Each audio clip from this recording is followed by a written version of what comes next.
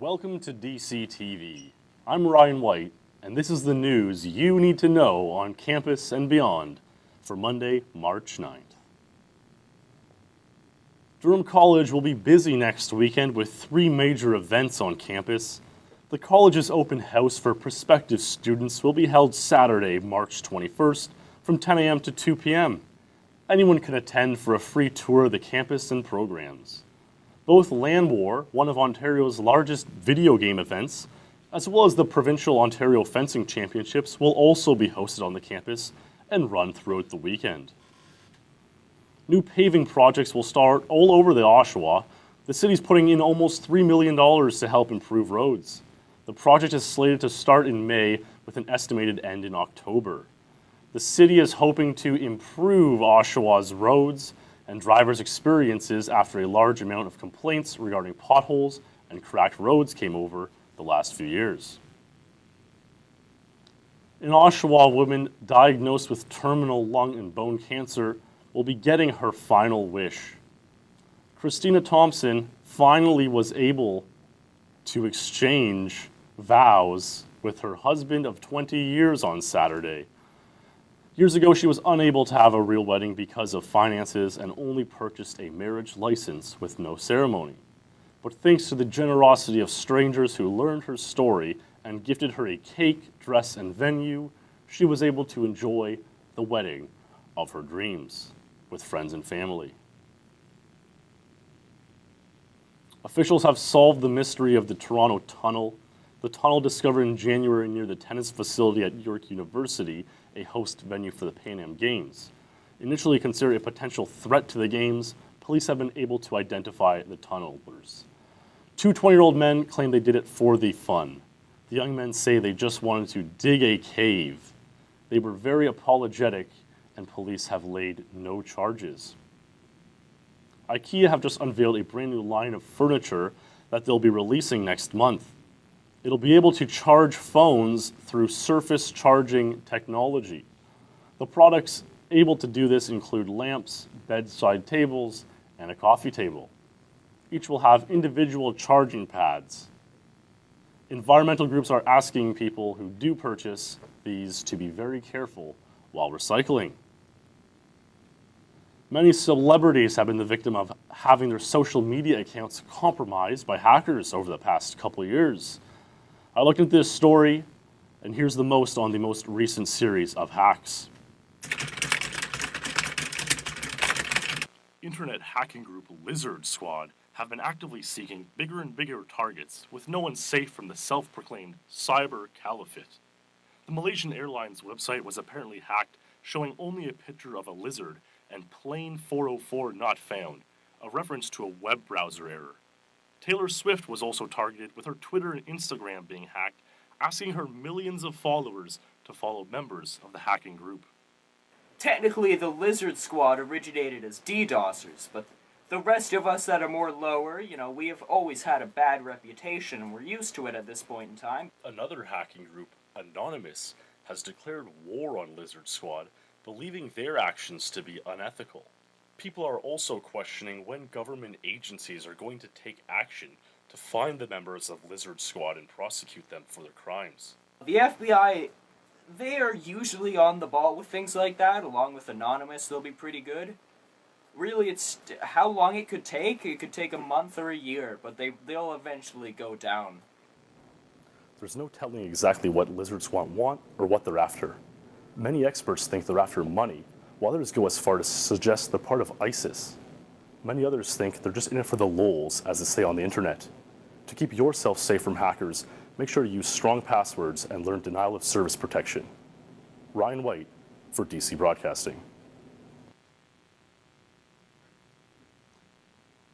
Well, that's your news for today. Up next, we've got sports with Ian Sukram. All those Toronto Maple Leafs, that sideshow continues. That game on Saturday was awful, Ian. What do you got? Thanks, Ryan. The Leafs In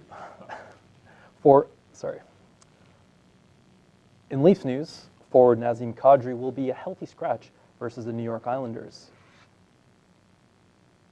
Tonight, as Kadri was late to a team meeting Saturday and sent home before the game between the Leafs and the St. Louis Blues. This didn't help the team very much as the Maple Leafs continue their downward slide in the standings. The St. Louis Blues showed no mercy against the hapless Maple Leafs, outscoring the Buds 6-1. St. Louis got goals from Jaden Swartz, TJ Oshie, Vladimir Tarasenko, Chris Butler, Paul Stastny, and David Backes. David Booth was the Leafs' lone scorer for the night, netting a goal 2 minutes and 59 seconds into the third period. And the news doesn't get any better for the Leafs as defensemen Stefan Robinets and Roman Polak will have season-ending surgery. Polak had 9 points in 56 games, and Robidas registered 7 points in 52 games. And the good news is this helps the Maple Leafs in their quest to attain highly coveted prospect Connor McDavid. McDavid is currently on a 26-game point streak. In campus sports, the women's volleyball team has wrapped up another successful season. DCTV reporter Nick Charles has the story.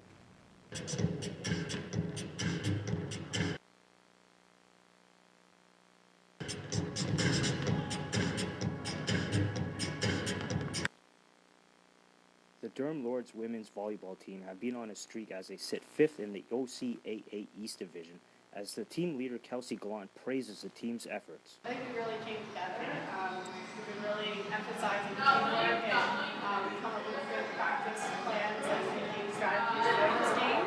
And key on who hits deep, who hits cross, and I think we really executed tonight. The Lords, who have only lost once at home, took on the Algonquin Thunder in their pursuit of the playoffs, coming up on top, sweeping the Thunder in 3 sets. Kelsey Gallant was the player of the game. So this is the player of the game hat. Okay.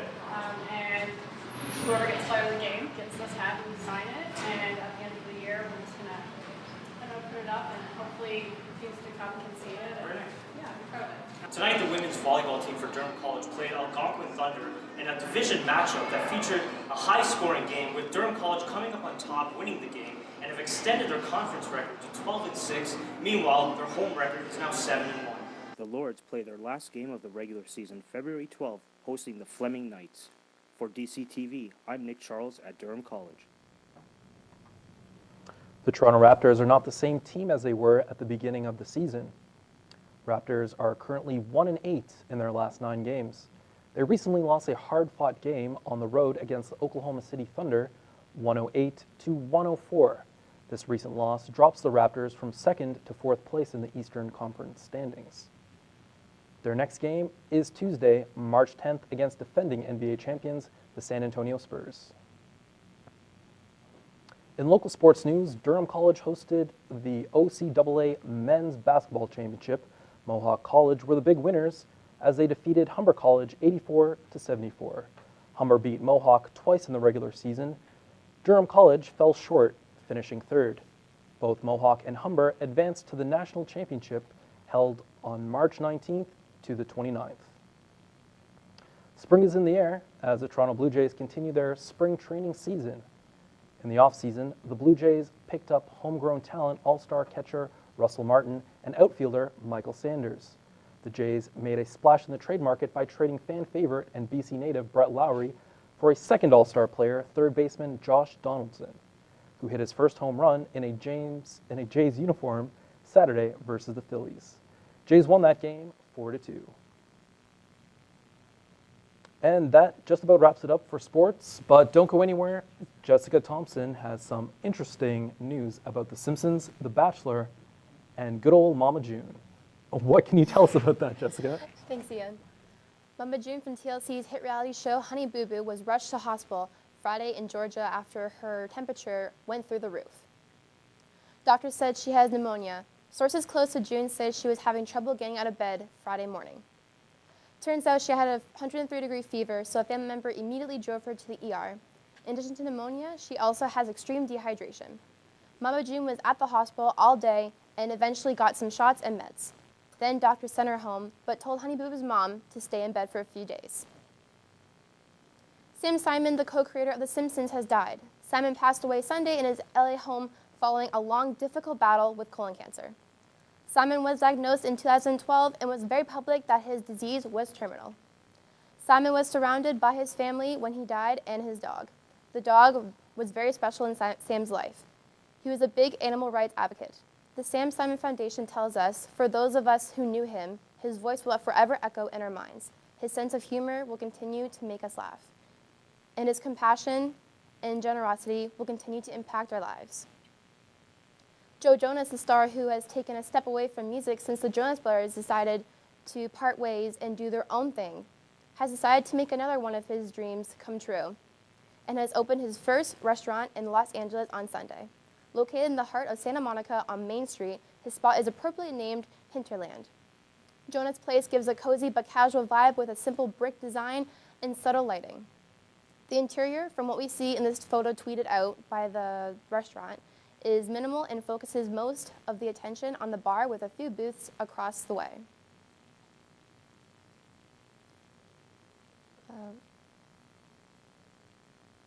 HM Music School in Port Perry helps students get involved in music. Here's Chris and Chance.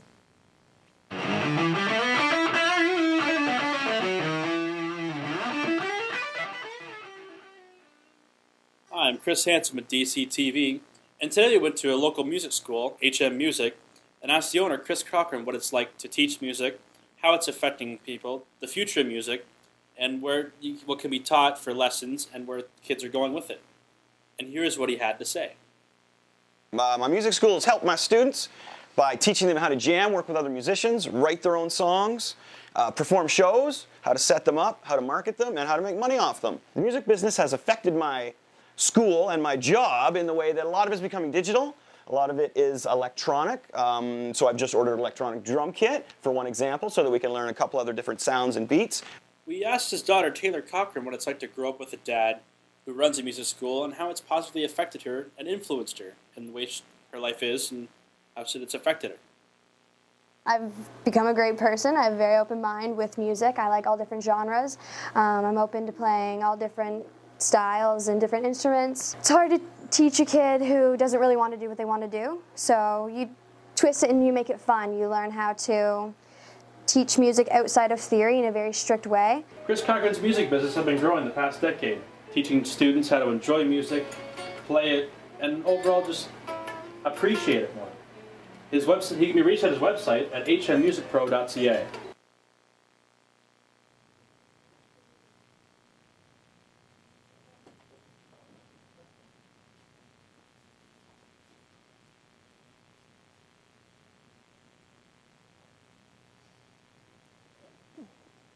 The Bachelor's 19th season ends tonight. We'll finally get to see if Chris Soules has gotten his happily ever after.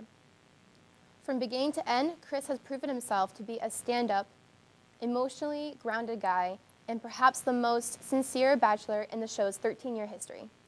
He wants happiness, and so many want it for him. Chris claims he is in love and is still together with the girl he chose in tonight's season finale. As Chris Harrison puts it, he's still in love and happy with everything he has done. So who will his handsome bachelor pick, Becca or Whitney? Comedian Bill Cosby, who is involved in scandal for following allegations of sexual assault, is angrily denying any wrongdoing in paper statements, but released a video message for the first time Monday morning. In the video, he assured fans he would still be performing in his upcoming scheduled events. The 77-year-old actor hasn't been charged and continues to perform, where he even poked fun on his ongoing situation during one of his stand-up performances in Ontario. Cosby reportedly saw a woman exiting the front row and asked where she was going. She responded that she was getting a drink and asked if he'd want one. He replied in a jokingly manner, "No thanks, I have one," and pointed to his water bottle. That's all for entertainment. Back to Ryan White to wrap things up. Well, thanks, Jessica. That's all for DCTV News tonight. Thanks for watching, and as always, stay true.